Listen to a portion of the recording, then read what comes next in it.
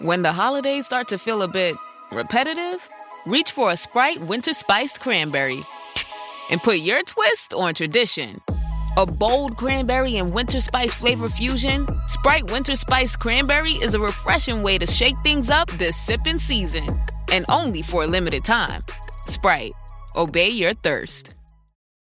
In Walmart Sue Louisville, time was ticking away. Only a few nights left till the big holiday. But last-minute gifters had no need to worry. Walmart Express Delivery got their gifts in a hurry. From Nintendo to Nespresso and Lego flowers, they could check off their lists in as fast as an hour.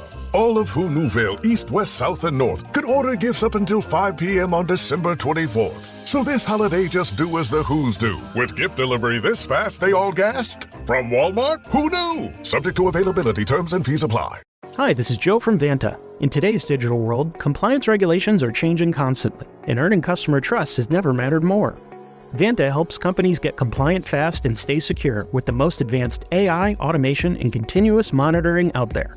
So whether you're a startup going for your first SOC 2 or ISO 27001, or a growing enterprise managing vendor risk, Vanta makes it quick, easy, and scalable. And I'm not just saying that because I work here. Get started at vanta.com. Welcome, everybody, to the Age of Jeremy. My name is Jeremy Quintanilla. I am your host.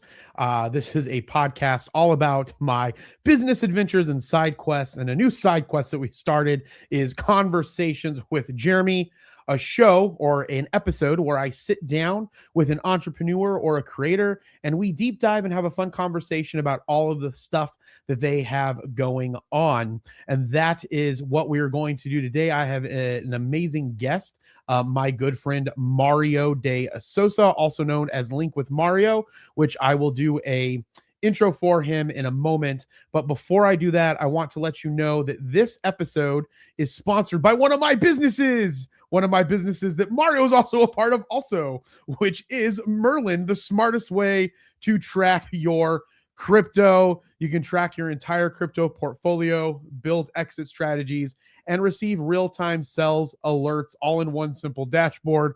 And I'm not logged into it. I probably should have grabbed our demonstration account and logged in to show you exactly how it works. But it was kind of, am I going to show this or am I going to show my Q Financial website that I just updated? And since Mario's here, I felt that it was the right thing to show Merlin because Mario is also the customer experience officer with Merlin, and he is doing a fantastic job. So you can get 30 days for free. What Merlin does, it allows you to see and view all of your coins in one simple dashboard. You can have up to 30 API connections and unlimited manual wallets and exchanges. It also allows you to know your overall portfolio. You can view your holdings and allocations across all of your exchanges and wallets. And you also have the ability to create an exit strategy. So one of the problems with cryptocurrency or even with stocks or bonds or anything that you're investing in is people tend to just hold them and hold them and hold them because they're always trying to catch the top. But what Merlin allows you to do is rather than we're focusing on catching the top, take profits along the way so that you can either reallocate them into other cryptocurrency, maybe redeploy them into a business venture, maybe put it in cash value life insurance. But again, you don't want to just always try to catch the top. If you're trying to catch the top, you're probably going to fail and you're going to miss out on opportunities. So Merlin allows you to create these exit strategies to set your target sell points per each asset. And then you get notified when your assets approach their targets. So you know when it's time to actually go onto the exchange and sell. And also the other great thing about this is we don't actually hold any of your keys. So your coins are never at risk. We partner with a company called Vesgo, a SOC 2 Type 2 certified data provider. And so we have interconnections with them. So if something did unfortunately happen and someone did get into our Merlin database, they wouldn't be able to actually do anything with your specific account because again, you can't go into Merlin and buy and sell. It's used as a dashboard. So again, anybody who signs up, you get 30 days to try it for free. And if like after 15 days, you're like, you know what, this might not be the app for me, we make it super easy to cancel. But one of the things I know Mario's going to want me to highlight is this down here. You can actually go down here and talk to customer support. You can send them a message. We actually also have hours where you can call in and talk to a live human. So if you need help understanding how Merlin works, setting up an exit strategy, you can reach out to them as well. So again, go and get Merlin, the smartest way to track your crypto, 30 days for free.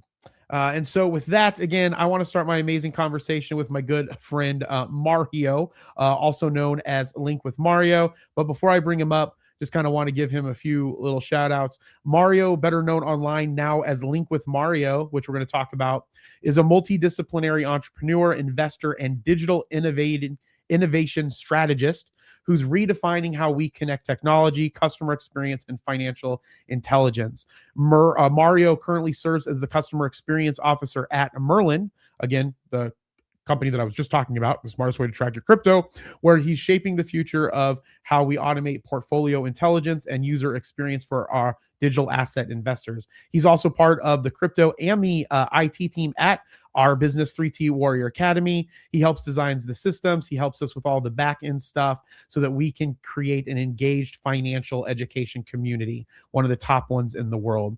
And he's also one of the owners and founders, I believe, of Omni Boulevard. He might yell at me. He might not be a founder, but he is an owner of Omni Boulevard. Mario builds modern business frameworks that help creators and brands automate, integrate, and scale. He's also the mind behind this new project that we're going to talk about today, the XRP Investor. So in our conversation, we're going to explore how Mario bridges all of this together in his life. And so I'm really excited to have him here today. So I'm going to bring him up now. So Mario, how's it going? Did you hear any of that? I heard everything. Sweet. I never know. Honored. I never know if anybody can hear anything while I'm talking with them. Yeah, 100%. All right, cool. So hopefully some of that was accurate. I'll be honest with you. What I did is I took a bunch of information about you and I put it into ChatGPT, and then I had ChatGPT write that for me. And I did it so fast that I threw it up there and I briefly read it. Wait, you didn't use Copilot? I'm surprised. I didn't use Copilot, no. So how's your day going, sir? I know that we have a lot that I want to talk about, but let's start with what's been going on today. I know you're a busy man. Doing amazing, Jeremy. First of all, thank you so much for having me on your podcast, on your show. And I'm just super excited to be here. And it was really awesome to hear the introduction. I really appreciate the kind words and how you put everything. And everything was spot on. I am allowed to say that I'm also a co-founder of Omni Boulevard, even though the company existed before I came along. But this new direction of the company, was influenced by me becoming a part of it. So I am allowed to say that I'm also a co-founder and owner there. So thank you so much. And John's on here. I want to, and John, I want to give a shout out to John. He was actually in our Warrior Academy call, and I think you might have left the call to come to see this interview as well.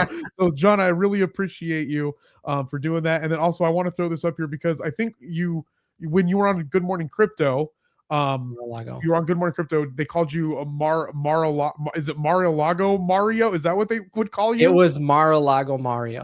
Mar-a-Lago, like the place in Florida, Trump's state, right? Yeah, Trump's estate. What? So again, before we jump into some of these questions, why did they call you that? So when Trump released the meme coin in early this year, in January this year, I was in our group chat, with me, Abs, Johnny, and Gonzo, which is the crypto team at the time. So in our group chat, I was like, guys, I think that Trump just launched a meme coin. And this was like probably within an hour of it happening, but nobody was sure if it was legit or not. And I'm like, guys, I'm jumping in, not putting a lot of money, but whatever I'm willing to lose. So I jumped in and I ended up 10xing in like 24 hours. So then that story was shared on Good Morning Crypto. And then I don't know who started it, but somebody was like, I think Abs kind of joked around it by saying, Mario has the inside sources. He was there on the floor. He knew firsthand that it was in fact Trump's meme coin. So then that's kind of how it rolled up, and people started calling you Mar-a-Lago Mario. Yeah. That's funny. That's funny. That's funny. How often were you on the Good Morning Crypto show? I know it kind of like all the time. Because Johnny came off like for a while there, he was never on it, and then every time Abs was like by himself, and then like you would I would like reach out to you and be like, hey Mario, can you do a meeting at this time? And the time that meetings worked for me was always during the Good Morning Crypto show. So you're like, I can't, I'm on the Good Morning Crypto show. Do you miss being on it frequently? I do. It was definitely a great experience that we got to do for quite a long time, actually. So it developed a habit. It developed like something that I looked forward to in the morning. The community is amazing. John, being on the chat here, he was always there with us. So I definitely missed that about it. And I used to be on every day in the beginning. And in the past year, I was on maybe like 2-3 times a week due to having to work. Right, because you run 9 businesses. Yeah. Which I'm kind of curious when we get into it, how you found the time to work on the XRP Investor thing. Because like I was on a call with Johnny, and Johnny has a tendency to sometimes he'll like bring people into the meeting, and then sometimes he'll just call the person. Like this last month, not this Monday, but the week before, I had a conversation with James through the computer on Johnny's actual cell phone, and James is our CTO for Chief Technology Officer for Merlin. So Johnny can be fun with that. So kind of to get us started here, I do want to talk about your beard though. Oof. I do want to start with that because you didn't have a beard.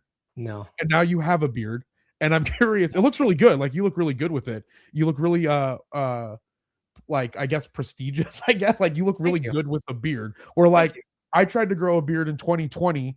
If you remember from, I think it was 2020 or 2021, I tried to grow a beard and it was horrible. It was just like exactly how it looks like now, but just thicker in the same spots. So there was no hair up here. There was no hair right here, like nothing.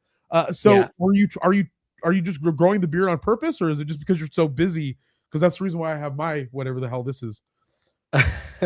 I mean, great question. I think that much like how women after giving birth can go into depression, I think this is my depression version of not having Good Morning Crypto anymore. It's like, let me grow a beard. Let me see if I can find some comfort in just touching my beard every morning instead of doing Good Morning Crypto. But not jokes aside, I don't know. It was just like I went a couple of weeks without shaving in early November.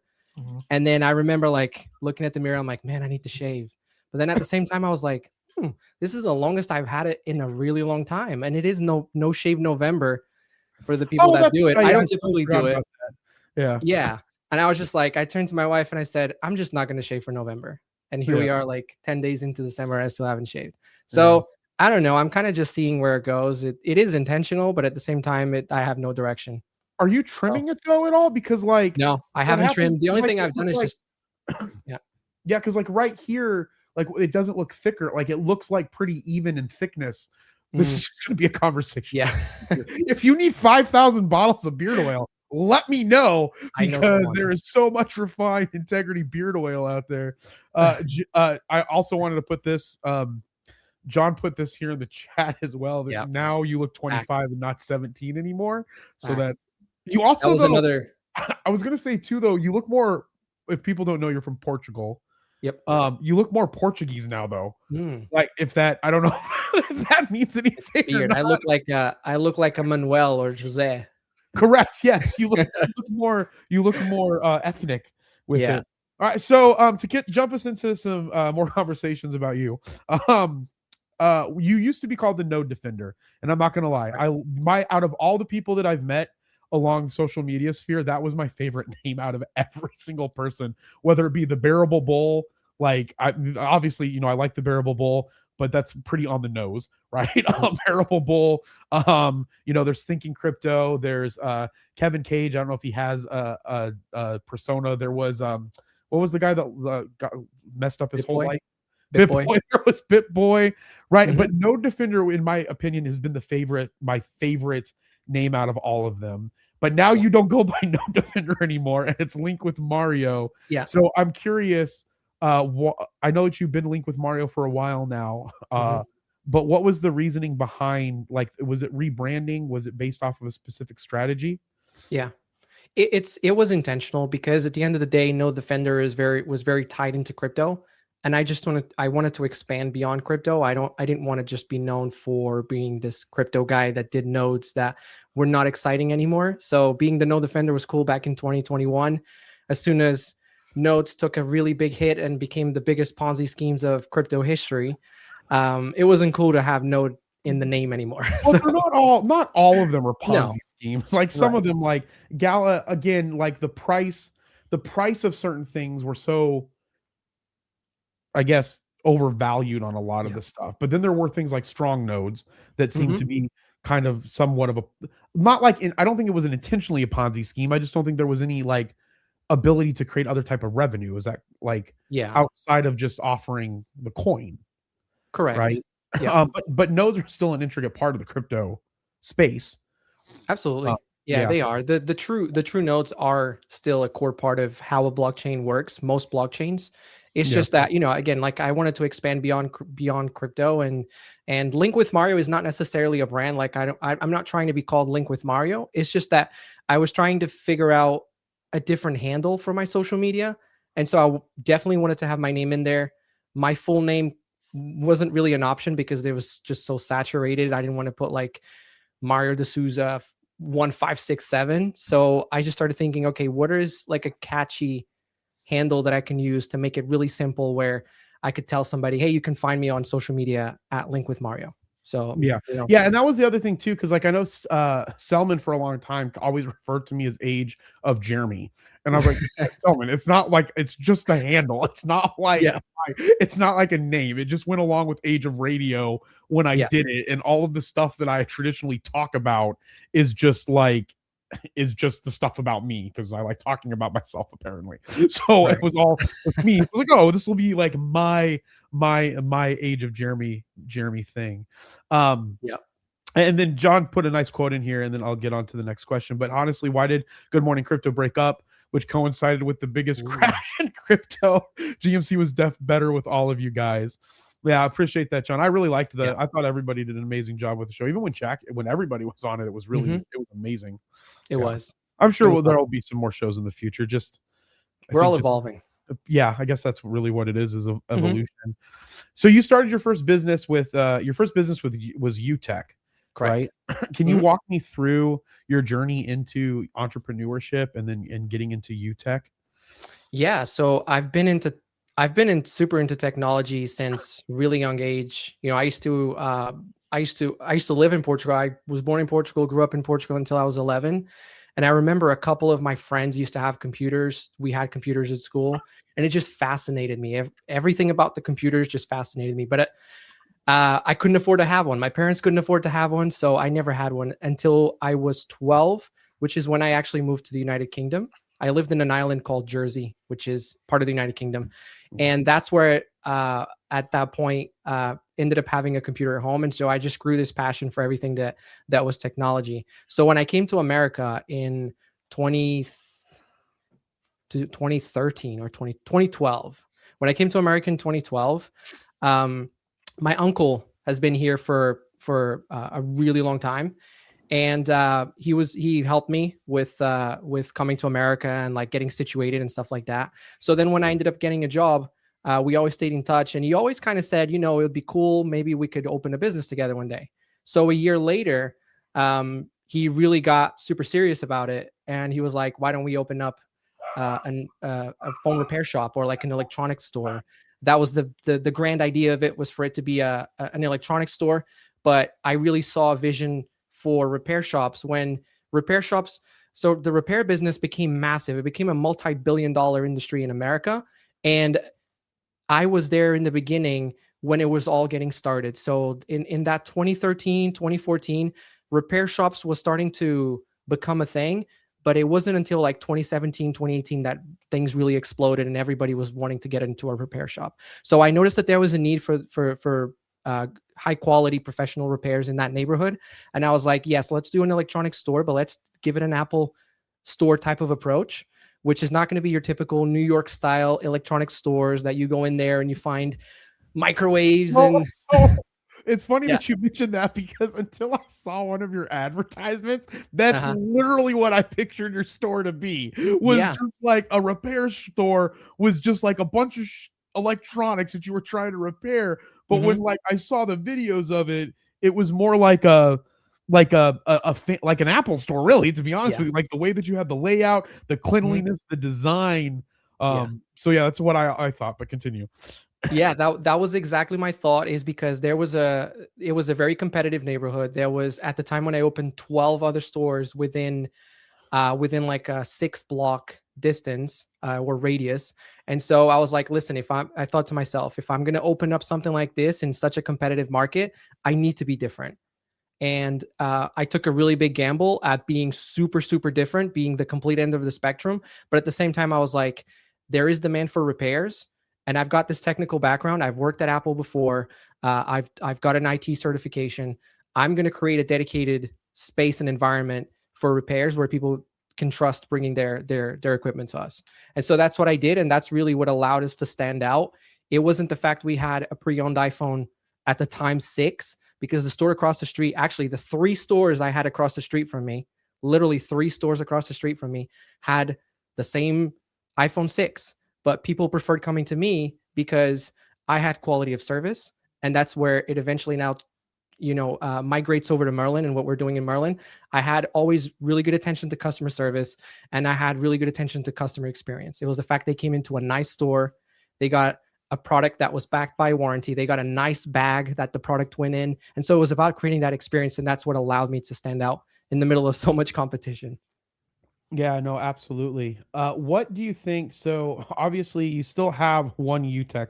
You still have the Yeah, one UTech store, correct? I do. But you've Still have it. decided to divest out of UTech. So I have this two-part question. One, what have been some of the most difficult things that you've had to deal with being an entrepreneur as it relates to the time that you were in UTech, along with Mhm. doing other businesses while also still trying to run UTech? And then what's been like the most difficult part having to divest out of that business? So the biggest thing I would say is it's definitely delegation. But my problem with delegation was that I didn't create enough processes.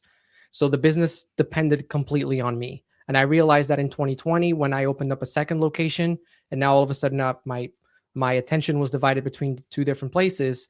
I was just overwhelmed with constantly having to put out fires between the 2 locations, and just the businesses relied on me tremendously for the day-to-day running of the operation. So delegation was something that I was terrible at, that I didn't do a very good job at. And that's because I have this perfectionism type of mentality. And so for me, my mind was like, I'll just do it myself, because I know I'm going to do it the way that I want it, the way that I think is perfect, or the way that I think is appropriate. And so I would not get the people around me, my staff, involved enough, or I wouldn't give them enough responsibility so that they could also help me. So that was the biggest challenge that I had, for sure. Yeah, delegation is one of the biggest things that I have. Not only delegation, but like one of the things that that I've been aware of, but didn't like force myself to take the time to do. Like we'll take Antonio. So Antonio works with you as customer service at Merlin, and also works with me in Q Financial and 3T for bookkeeping and financial stuff. One of the things that has been that I had to learn was, the more that I take the time to teach them and then create those processes, the more that he picks up and learns it, and then he can literally do the stuff, which was always my thing. I always feel like, oh, I have to do this. It's going to take too long to teach him, which it did take a long time. I'm not going to lie, but like taking that extra time now, like I used to do like payroll on Tuesdays, do like financial stuff on Tuesdays into Wednesdays, and now like Tuesdays, Wednesdays, I can just completely do different stuff because he literally does all of it now. And he's doing a great job at it. But that's also one of the hard parts for me that's been with me for delegation, is making sure that they have the skills and the knowledge to do it, so that they can then like do it on their own, because then that frees up all of that time. I once heard a mentor, and this was probably in a podcast. I can't remember exactly who said it, but the rule of thumb is, if you have somebody that can do the task at the same level as you or better, then delegate it. Don't try to do it yourself. 100%. Yeah. Yeah. And I agree with that 100%. And that's one of the things that I'm trying to work for in everything, because as you're part, for the most part, of every single business that I have, or someone in your family is also. So it's just kind of like everything kind of gets intertwined. But like that's the key, is to really find the people that can do it, or get them to the level that you're at, do it, and then just they can go and do it. Why is if you want to go, you don't have to go deep into it, but why have you decided to get out of the repair business and divest out of UTech? And I know that there's some I guess personal stuff that's involved with that, but also I've heard you also tell me too that it may not be able to grow the way that you wanted it to grow or thought that it could grow either. Yeah, well, first of all, it's an industry that unfortunately, in my opinion, is going to have a tendency to decrease because one, the retail aspect of that business is the sales of electronics, and the sales of electronics are being completely taken over by the big guys. It's just too difficult for a small business in the line of what I do to be able to compete with prices. It's impossible for me to be able to compete with the price of an iPad that Amazon has available and the price of a computer that Best Buy has available. So it was only for so long that I was able to create this experience of like, okay, you're buying it from a local small shop retailer. And we got to 2020 and 2021. That's when things really changed. People opened up so much to actually buying stuff online. I feel like that what we went through as far as the pandemic in 2020, it really changed people's mentalities. And so from that point forward, it became really difficult to sell the devices based on an experience.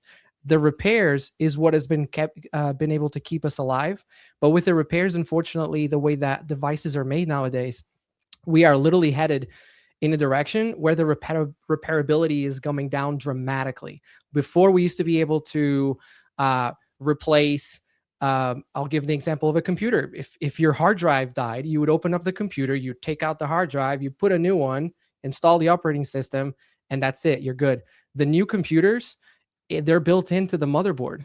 So unless you've got the expertise within your business to be able to micro solder it to replace the component, then it's probably going to have to be a motherboard replacement. So what that means is repairability has become more difficult, more expensive. People are less likely to want to repair it. If you have a $500 computer that before you could repair it for $100, now it's going to cost $300. People are going to start saying, well, for $300, I'll just buy a new one.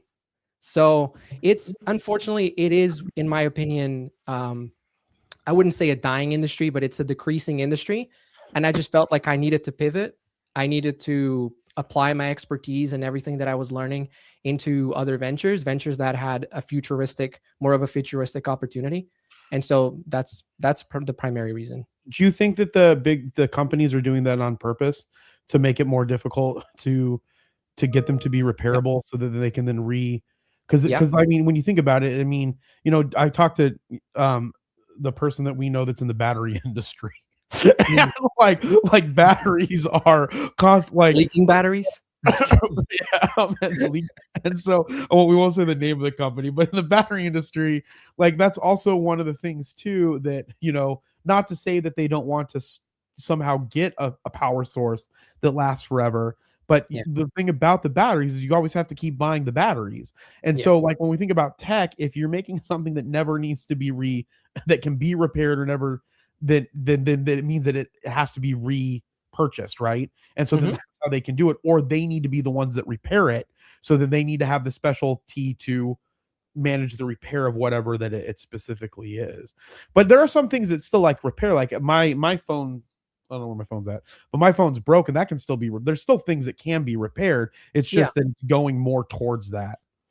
And there's been a lot of different movements that have created this environment for repair shops. Obviously, I outlined some examples, but there's been some movements like big name brands acquiring chains of repair shops, so trying to monopolize that industry. Also, the big brands, Apple, Samsung, they've created programs to incentivize their own users of their devices to repair with them or replace with them. Carriers like Verizon, T-Mobile, and AT&T, they've also introduced programs that for a very little fee, like as little as $30 deductible, you can get your screen replaced on an iPhone 15 that typically would cost us, or we would charge $300. So is somebody going to pay us $300 to replace the screen, or are they going to pay their carrier $30 to get the phone replaced? Right. So there's been a lot of these different components that have just made this industry a lot more difficult. And so, I don't want to say it's a dying industry, but I think it's an industry that eventually is just going to become very specialized. So it's like, unless you specialize in a certain type of devices and you're really good at it, and it's a niche and there isn't really any other or there isn't a lot of available options, then it's going to become very difficult to be in that industry. Yeah.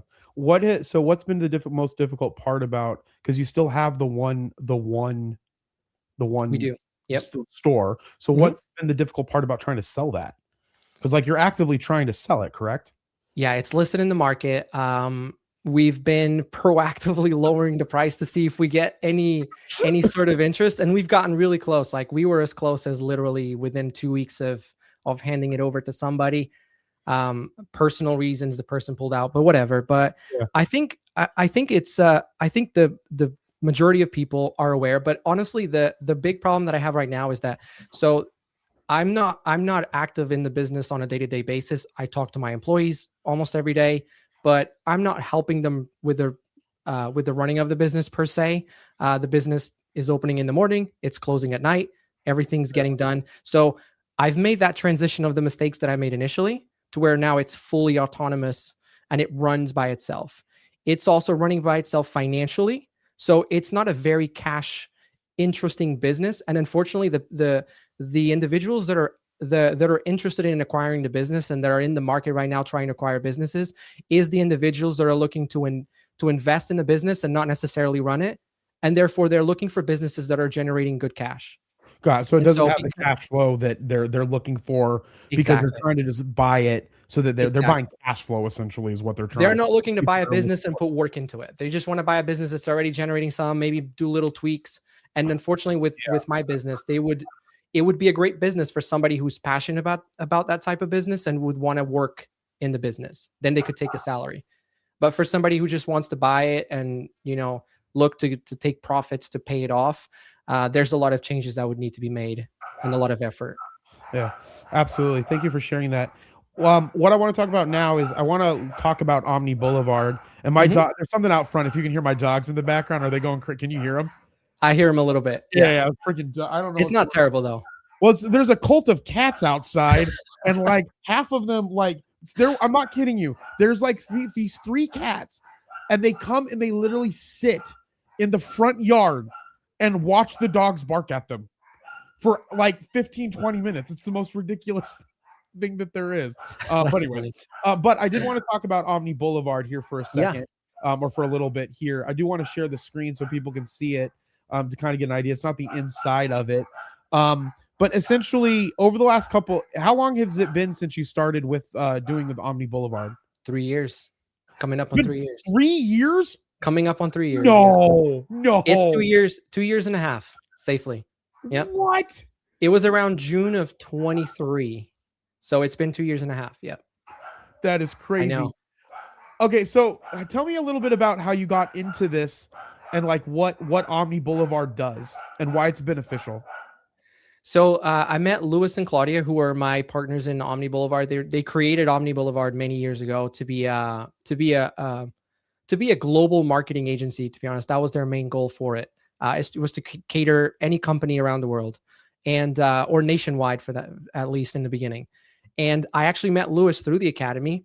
I just so happened to stumble upon his name, and I recognized his last name for being Portuguese. Clicked on his profile, and I was like, "Oh, he's from the same town that I'm from in New Jersey, or that I was living at the time in New Jersey." So I decided to reach out. We connected. We became friends. We became really good friends. We would meet once in a while and chat. And then when I began doing my transition away from UTech in 23, one day we met, and this was probably like 3 months after I completely stepped away from the business. So I was no longer going in on a day-to-day basis to work in the business. We met for coffee, and I was like, listen, I'm trying to get this thing because I've always liked the internet aspect of technology. Yeah. So at the age of 14, I built my own website, and what it was just it was just a directory of like streaming links for music and a directory of online games, those Flash online games. Oh, that's cool. That's because at school, whenever we had free time on the computers, that's what we would do. We would go on these websites that had these online Flash games and these online streaming directories. And so I was like, I'll just create my own and then share it with all my friends. So I always had this passion for the internet side of technology. And so I told him, listen, I think I'm going to start like trying to get clients, businesses do their website, help them with that aspect of marketing. And that's what he was doing. And so, he ended up inviting me to come in one day and kind of get a feel of how he's running his business. And then he let me into Omni Boulevard, and then we began talking. And basically, the big idea is that there was this CRM platform which has gone absolutely huge ever since I got introduced to it. And they used to be called Go High Level. Now they're called High Level. And they're basically they go by High Level now, because I keep calling them Go High Level. Okay. Yeah, they're rebranding. They just want to go by high level now, no longer the Go High Level. Yeah. And so he introduced me to the platform, and he was like, listen, this thing is huge. This thing is amazing what it can do. Start playing around with it and let's see what you can come up with. And so I got really good at automations and workflows. And then the AI started coming into play, and AI started becoming a very big thing. So we decided to pivot the company to be more centered around the AI and more centered around the CRM and the all-in-one CRM component of the platform. And so what High Level allows anybody to do is to white label their solution. And so that's what we did. We white labeled it as Omni Boulevard. We actually used to be called Omni Boulevard Pro as far as that's concerned. But because now we just want to be CRM first and then digital marketing services second, then we decided to rename it to Omni Boulevard. Are there other things though that you have integrated into your white label or to your business's Omni Boulevard that's different than if they just went and got High Level? Because can someone go and just get High Level as a CRM by itself? But there's other things that you do as well, correct? Yeah, 100%. So over the years, we've built a lot of custom stuff inside of High Level, which we make available to our clients. We also have the expertise. Lewis just became High Level certified. He's the first one in the team. Nice. Me and Claudia are also going to become certified here soon. It's not that we couldn't do it before. It's just that we've been so busy. And so he's the one. You run 9 businesses, so yes. So we have the certification in-house. That means that anybody can go into gohighlevel.com and sign up for an account, but you're going to get their regular support. You're going to have to build things on your own. You're going to have to figure out things on your own for the most part. But then you have these white labelers like Omni Boulevard who are going to give you a specific solution. And then they're going to give you the backbone of support. So our support is ours. If you sign up to Omni Boulevard, you're getting our version of Go High Level, which is the same Go High Level, but just branded to us. But then you're getting our support team. You're not getting High Level support team. You're getting our support team. You have the ability to get additional services if you want us to help you more. So if you want us to build things for you, we can build things for you. And then we're also working on a lot of integrations, which primarily have come from a demand of working with various different clients. So we're also developing now. And that's really the really exciting part, is that we're developing apps to create integrations with High Level, in this case, Omni Boulevard, the platform. Got it. So your apps would then be for anybody that has High Level, or would your apps just be utilized into High Level for Omni? If they would be available to everybody that has High Level. Oh, wow. That's really cool. So is that something that you're you specifically are doing? My department. Yep. Okay. And so who is the ideal client then for Omni? Because we use Omni for Merlin. So we use it for a lot of marketing purposes. We use it for lead generation. We use it for the automations. The place where we got a lot of success was at 3T Warrior Academy, mainly because of the integrations that you have through social media. So you can integrate it into social media. So like when you on 3T Warrior Academy or Coach JV pages, if it says, hey, click Warrior to find out about our, Warrior Ascension or whatever, it then starts an automation that then has a workflow that can keep going back, having conversations with people in social media to get them to maybe set up a call with one of our salespeople for Warrior Ascension, which when we made that switch, that was one of the biggest shifts that we had made. And a lot of our growth in 2020, I think did we do that in 2024? Yeah. At the end of 2024, quarter 4 of 2024, our growth exponentially grew because of the fact that we were able to utilize what was inside of Omni Boulevard for those automations. And now we integrated that into Merlin recently, along with some of the email automations. So is that what it's the ideal client is for? Because in Freedom Insurance, we also use it for our insurance company. But in Freedom Insurance, we use it to keep better track of notes for clients. We have a whole, all of our information for our insurance clients, we input in there, we store all of that. So there's lots of different possibility use cases that people can do, but who is it that you're really targeting? That's a great question. And the clear answer to that is any business that's willing to grow or that wants to grow. And we came to this realization like throughout the years. Like I said, I've been with Omni with Omni Boulevard for 2.5 years. We've been in this dilemma of who's our ideal client? Who do we go after? Are we going after medical? Are we going after the insurance agencies? Are we going after creators? And we realized that we need to go after everybody. And the reason why we decided that we're going to go after everybody is because within the team, we've got the expertise of a lot of different industries. Lewis has worked in, I think he said, like 10 different industries throughout his life. And then he's been running a digital agency, helping, again, multiple different types of businesses. Claudia, the same thing. Me also being involved in multiple different industries. So we believe that our software and the way that we can implement, we're very creative as individuals. The three of us, we're very creative. We get together, and if we have a client in an industry that we've never had before, we're still able to brainstorm ideas to help resolve their issues. So we have not gotten to a point where it's like, oh, we've got this client and we don't know how to help him. Like, we've been able to literally come up with very creative ideas. So that's why, and this is very recent. I want to say like the last 3 months, and especially once we attended the high level event in October in Texas, we realized at that point that we were ready to literally help every type of business. And we know that the platform is capable of helping every type of business, whether you are like Merlin. Merlin is an application, crypto tracking app, and it can leverage the platform for marketing. It can leverage the platform. We use it for the AI customer service whenever our agents are not working. Our agents cannot work 24/7. So if somebody who's using the app and they run into a snag and they need assistance or they need help and they want to call the phone number and we don't have somebody live that can answer at that time because it's maybe 1:00 in the morning, then the AI is going to be like, hey, how can I help you? And maybe it is a simple question. Maybe they just want to know, how do I connect to Coinbase? I'm having issues. Oh, let me guide you. This is where you can go to connect to Coinbase.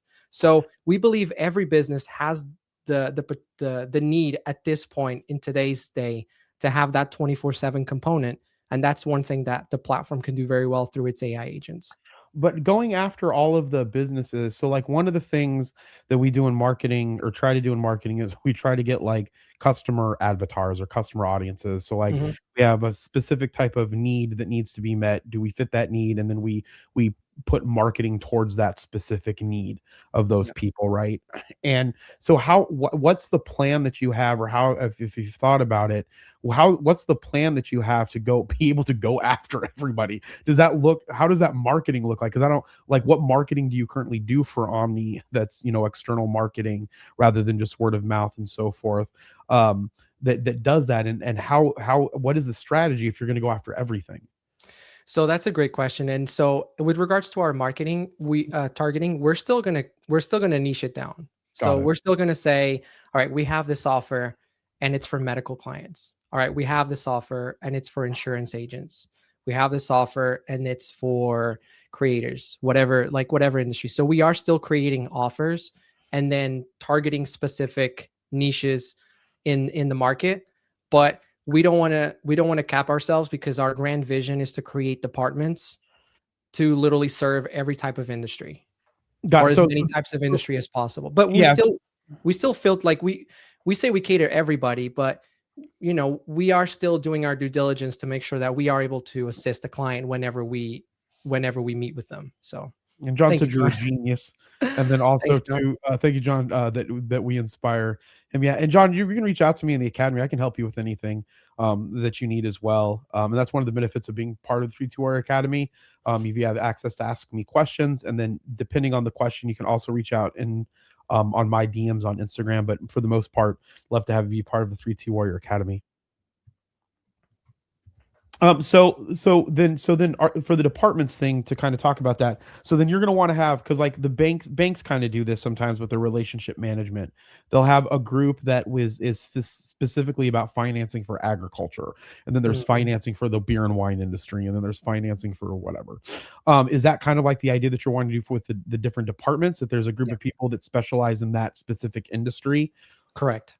Yeah. Or at least for the industries that we have the most demand for. Because again, what Right. we've seen is that the platform can do so much that it can do so much, but at the same time, it becomes very consistent across different industries.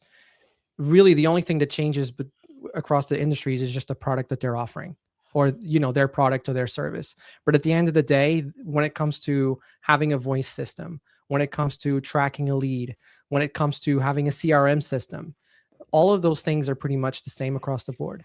And so we just want to provide these business owners with a platform that gives them a lot more, much like you said, last year, it was a big game changer when 3T started using it, because now you had the ability to see everything. You had the ability to see people engaging in social media, how many of those people were converting, where they were not converting. So it gave you a bigger picture. And that's really where what we hone in as far as like when we make our offers. It's like, look, this is what you can help. This is how we can help you as far as your business. So yeah. So over the time that you've had the stuff with UTech, working with me, in 3T, working on our digital fund company, Phoenix Crypto Assets, that we need to have a meeting for one day. Hopefully none of them are listening to this. And so you've had like a lot of, you've been a part of my life for 5-6 years now, probably something around there. And there's obviously a lot of growing and things that change throughout, time, especially with the businesses. But what do you think that you've learned from your experience with UTech, the experiences that we've had, that you're finding that's making it easier and better to do things inside of Merlin now, or inside of Omni, or some of your personal projects? So the really cool part of all of it is that I find that it's all tying together. And that's the really cool part of all of it, because when I started going through my challenges, we've been talking about all the great stuff, starting these companies and whatever, but as well, if not better than me, that starting a company is not that easy, and it's not instant success, and the most hard pain in the ass thing there is. I keep doing it. So I don't know what that says about me. Yeah. So you start these companies, and it's not instant gratification. You're not going to get the revenue right away. You're not going to get the attention right away. And so everything that I went through at UTech, and even the hard decision that I had to make to step away from the business as far as being involved with it every day, it put me in a position where then I had the opportunity to become part of Omni. And then at the same time, I was part of 3T. And then Merlin came about. And that's kind of in essence what made me realize that my potential was greater, and that I wanted more than just running a small store in a town. And so all of this sequence of events have led to this moment where then other opportunities showed up. And so I think that the biggest lesson is that sometimes you're going through the toughest time, but that toughest time is just getting you ready for the next best time. So that's how it's been for me. And again, I'm still in that transition. I've been saying it to a couple of people in my circle. I'm involved in so many startups, and it's just like, it's crazy. At some point, something's got to give, because, Merlin's a startup. Omni is technically still a startup. And now I'm starting another venture by myself, an app by myself. And it's like, I'm doing all these things and I'm starting all these things. So at some point, something's got to give. But I just love doing it. I love the process of doing it. Yeah, well, I think the biggest struggle has always been for me making sure that we have leverage for employees or for labor to help us do the things that we need to do. Like, that's really the thing that I'm in right now, that I've been hiring more people, which has made me like, so 3T Warrior Academy, Freedom Insurance, Q Financial, they do really, really well. Merlin's to a place where it's almost to a place where it's doing even beyond well. And so we're working on all these companies, but then rather than taking that stuff and buying me stuff, or so I take all that money and then I pour it in to the other project that I want to go, because I've realized that by doing that and getting more people, if we can get their skill set to the skill sets that we need, then that allows us to pour fire on it and for those things to grow even faster and further. But it just takes that sacrifice, which is hard, because when you have a lot of money coming in, or when you have money coming in, you want to buy the things that you've always wanted, because you're like, I've been working so hard for this one thing, and then you get it, and then you're like, okay, well, I bought this, now I'm not able to do this other thing. And so I think that that's one of the biggest problems with starting businesses, is that we always try to utilize ourselves, but at the end of the day, you can't grow them unless you are really delegating and building the people. So has the delegation stuff that you went through with Omni, have you been able, or not with Omni, with UTech, have you like changed on how you delegate now, the people in Omni that are underneath you? Like, can you walk me through a little bit of that, or is it because you've had to have learned something? Oh, 100%. One of the most important things you can do is learn from your mistakes. So I'm making sure I don't make that mistake again. And at the same time, one of the things that I'm doing is exercising that muscle of allowing the people to make mistakes. Because that was the big thing for me at running UTech was like, I told you that you got to tell this to the customer and you didn't. And that's why the customer reacted that way. But allowing the people to make the mistakes is what's going to allow them to grow. And obviously you've got to make assessments. If one of your employees is making the same mistake over and over again, then that just becomes incompetence. Right. Either they're not trying or they're completely incompetent. Yeah. But obviously you have to make that assessment, but you need to be able to allow the people to make the mistakes because that's how they're going to learn. And you need to be able to give them that wiggle room to make the mistakes as well. So that has definitely been the big thing for me. I kind of just give way more space. And especially in my position in Omni, the people working underneath me, I need them to be technical, creative. So I need to give them the ability to show their true colors. And as much as I want them to run the company or at least help the company in the way that I want them to help the company, I want to see what skill sets they have. Because if I see the skill sets they have, then I can maybe say, this person was originally hired for this thing, but they're actually really good at that. And we need that. And we don't have someone, so let's do that. So it's just allowing people to kind of show their true colors as opposed to being micromanaging, which is something I used to do a lot, micromanaging. Yeah. And I also think too, the micromanaging, there's this thing called situational leadership where it's like you slowly get them into the place where they're competence before you completely let them go. And then you're just a coach to them. You know what I mean? So I think micromanaging sometimes at the beginning, depending on the competency level, can be good to some extent. But as they get more competent, you have to pull that back because then that allows them to do good. And then you just become like a mentor to them or a coach to them. Right. Yeah. And John has a couple of questions. John, I'm going to go through some more questions with Mario and then we'll answer some of those questions. But I know that we have about maybe like 20 minutes left. And we'll get some more time. I'll get Mario back on the show again as we ramp up this conversations show. But I did want to talk about your new project that you started because I'm confused on where you have the time to do this. Just like whenever I start something, you're like, where did you have 10 to midnight? I'm like, I just work all the time, but you have a family and a wife and all of these other things. So I'm curious to kind of deep dive into this, but let me share the screen here. But you created this thing called XRP Investor. Is this correct? This is you? Yep, the XRP Investor. Yep. Not my website at all. That'd be funny. So I found out about this vis-a-vis a phone call with Johnny because of the fact that we called you and then you guys were talking about this. Like, what are they talking about? So I pulled this up. So walk me through what the XRP Investor is. What are you wanting to accomplish with it, and also how you got the time to actually do it? So I'm leveraging AI a lot to build this. Just full transparency, leveraging AI a lot to build this project along with a couple of other things that I'm working on. So I'm super grateful for AI. There's mixed feelings about AI. People are like, AI is the worst thing ever. I love AI. It makes my life so much better. Doesn't mean I'm not creative anymore. It just means that I'm able to be more creative because I use AI to boost that. So when you say you're using AI to build it, on my other show, Mercury, we talk a lot about AI, probably too much. But because I'm on certain parts of AI, I'm against. On other parts of AI, I'm very like a huge advocate for. But when you say you're using AI to do it, are you using AI to create the code? And if so, are you using Cursor or what are you using?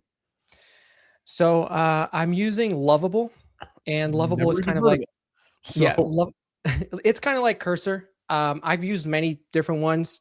Cursor is actually one that I've not used that much, but it is very highly regarded.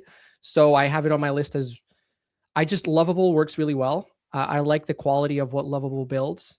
You still need to have a good level of technological intelligence. So it's like AI is doing the coding for you. It's doing the majority of everything for you, but you do still need to have that sense of how things work, because if you don't have it, you won't be able to fix stuff. You won't be able to get stuff working correctly. So to answer your question, I've been doing this late at night. I'm not late at night type of person, but I got super excited about this. And I was like, I think this is a great idea. And I think it could provide a lot of value. And at the end of the day, creating a business, it's going to be successful if you can do those things, if it solves a problem and provides value.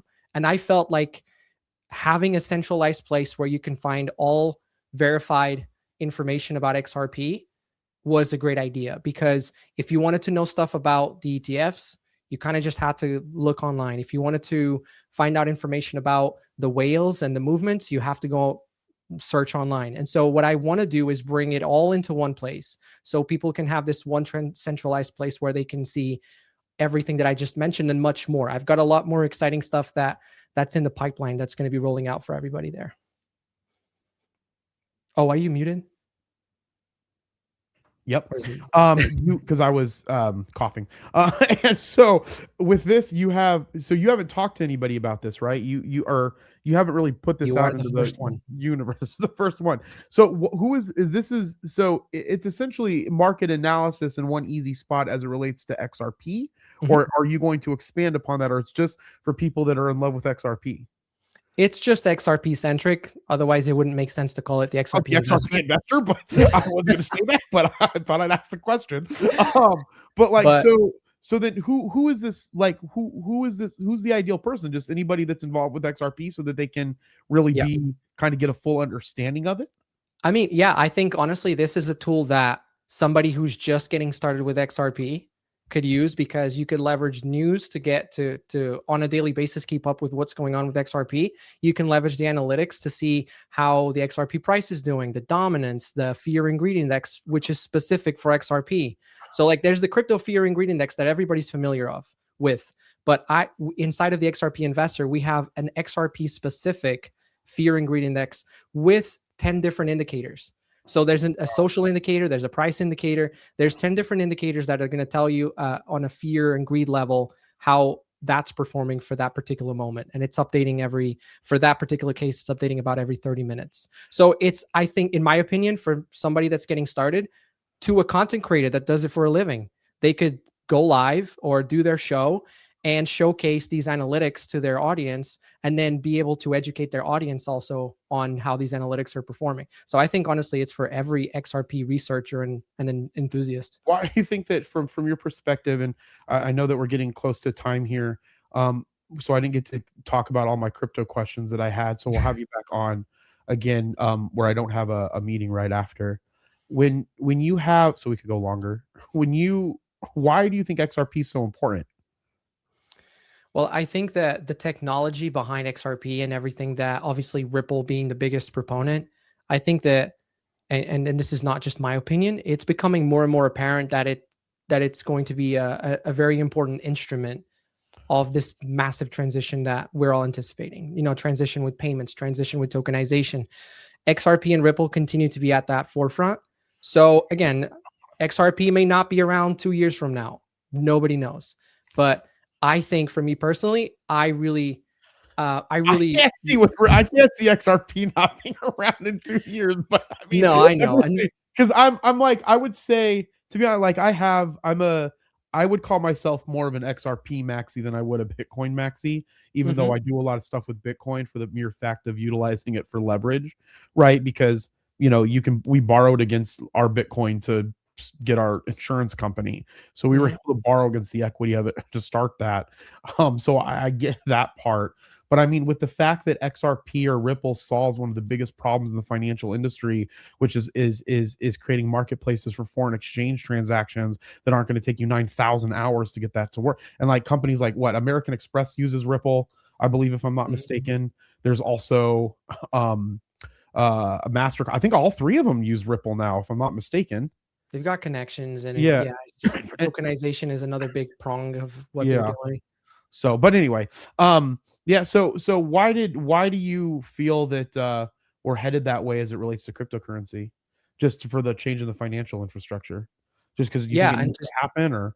And I think that all of these partnerships and acquisitions that Ripple continues to do really just enforce that, and they continue to create a more I think it's like becoming super obvious that this is either going to be a massive success, but I don't think it's going to be or all of it's going to be some weird fucking gigantic failure at this point. Exactly. Yeah, I mean, because just yesterday on I put out a thing because I saw CJV put it out, so then I went read on it because I've just been working nonstop. I haven't even caught up with any news that the operations of currency control is now allowing banks to buy and sell cryptocurrency, which means that they can buy it as an intermediary for their clients, which means we're going to start having more banks custody cryptocurrency, even though they can't hold it on their books as far as like long-term investments, which I think is a misnomer, but now they're going to be able to buy it and sell it for me and you and hold it on our behalf.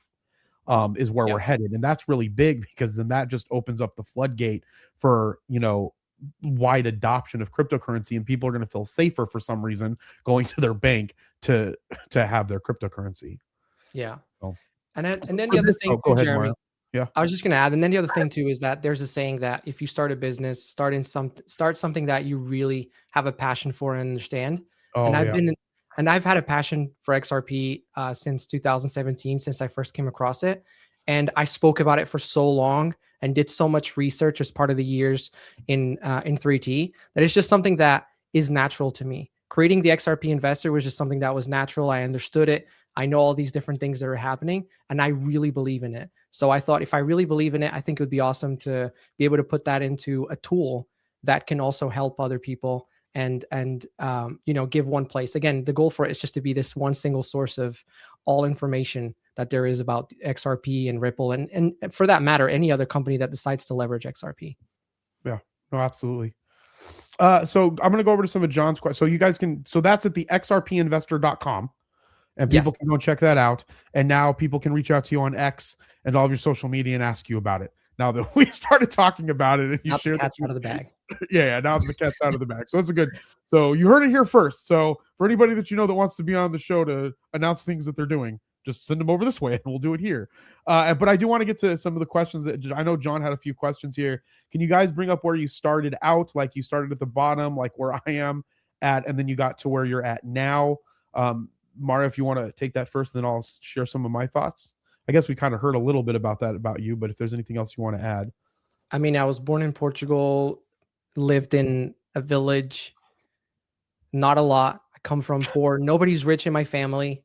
We at some point we did okay because my grandparents owned a bakery. They owned a business, and so they did okay. But then, unfortunately, then things didn't turn out so well for them as far as that. So like I don't come from any wealth whatsoever. So it's all just about being resilient and continuing to evolve yourself, and just being aware of opportunities. Like there's this saying, opportunity knocks, but then you got to be willing to get up and go open the door, right? Because it's not just gonna be, we talk about manifestation all the time, but it's not just by a click of a finger.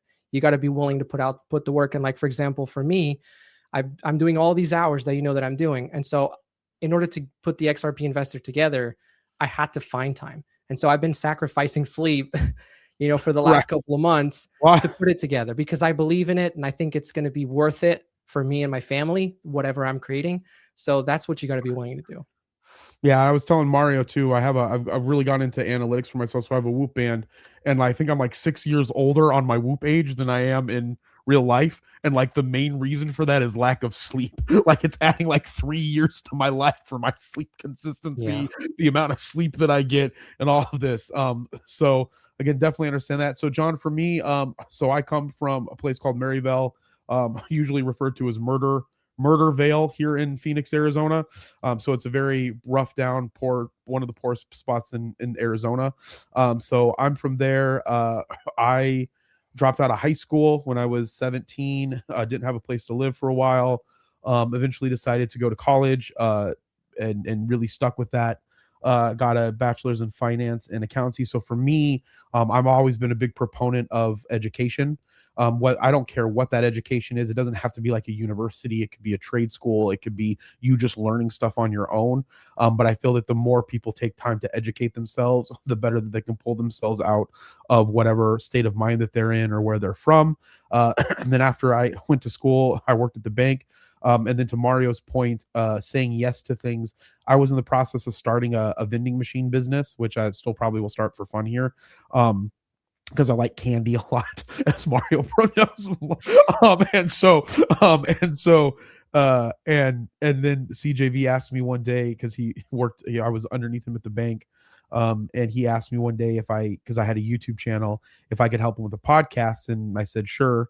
I know how to do podcasts, and I didn't know what the hell I was doing. I just said yes because I figured I could do it. That's one of the things that I think that education does for people. It gives you a lot of competency in things that you're like, oh, I can figure this out. Like Mario, like I ask him to do stuff that he doesn't know how. Like I don't think he knows all the time how to do it, and he just goes and figures it out because he's had that experience doing that. And when you get the experience of trying to figure stuff out, you can say yes because then you can go and do it. And I think that's why you have to be.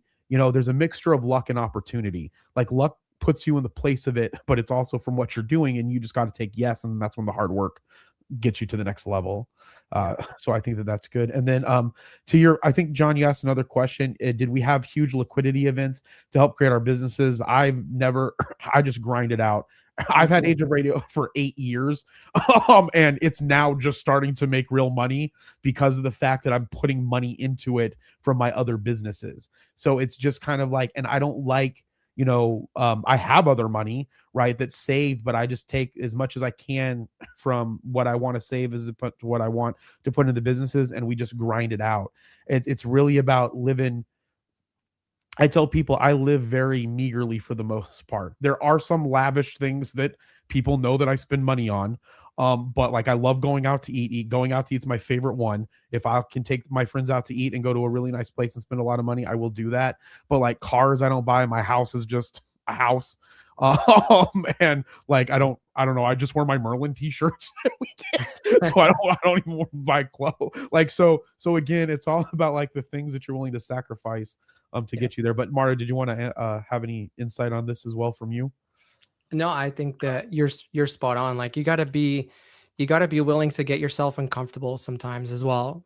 And that's really where amazing things can happen, is when you're outside of that comfort zone and you're pushing your limits, and you're also discovering your limits. And you said it, like, as far as not knowing how to do something, but saying yes, you build that over time, because you get put into enough situations that you have to do that. And then it just becomes like everything else. It becomes a skill. It's like the people that are really good at acting. It's like the people that are really good musicians. It's just practice and practice. So yeah, spot on.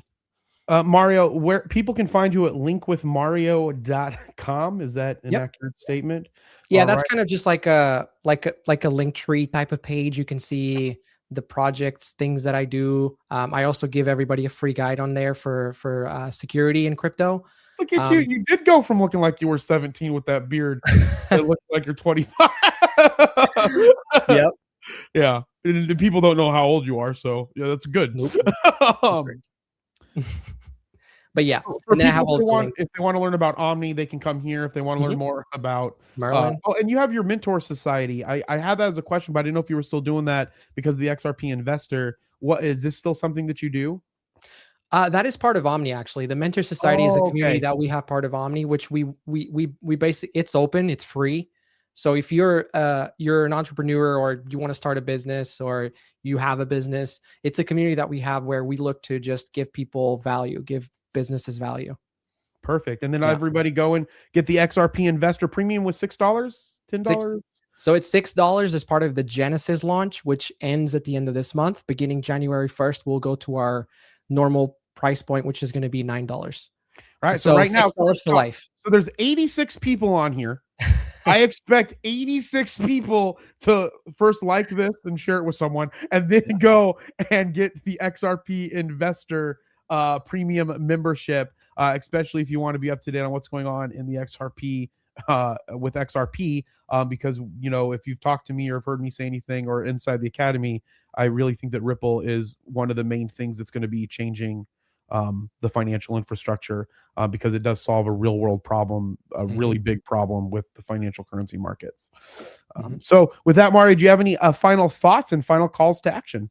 Absolutely. Just honestly, just gratitude for having me on, Jeremy, and for giving me your platform to talk. And honestly, it's been awesome just having a conversation and kind of sharing this journey of entrepreneurship, which isn't always great. Actually, I want to say like it's probably a majority not great, but honestly, I think it's not great. But then there's moments that are amazing. Yeah. Then you have moments that are amazing, and then they make it worthwhile. Yeah, so it's been awesome being on. Thank you so much for giving me the platform, and again for sharing the things that I'm involved in between Merlin, Omni, and the XRP Investor. But then, of course, always the 3T Warrior Academy, which is kind of where it all started for all of us. Perfect. Well, thank you so much for Mario being here, and thank you for having the conversation. So make sure that you guys go get the XRP Investor at the xrpinvestor.com. Follow Mario. You can get all of his links at Link with Mario, or you can find him linkwithmario.com or on social media at Link with Mario, and that's on X, TikTok, Instagram, LinkedIn, so forth. Make sure that you guys listen to my show Age of Jeremy wherever you get your podcast. This live feed will be available on YouTube, and then it'll also be on Spotify probably tomorrow if you want to go and rewatch it, or if you want to watch some of the older ones as well. And we will continue to work to have more conversations with Jeremy. And as I always say, be thankful, grateful, and kind, and we'll talk with you guys soon. Bye.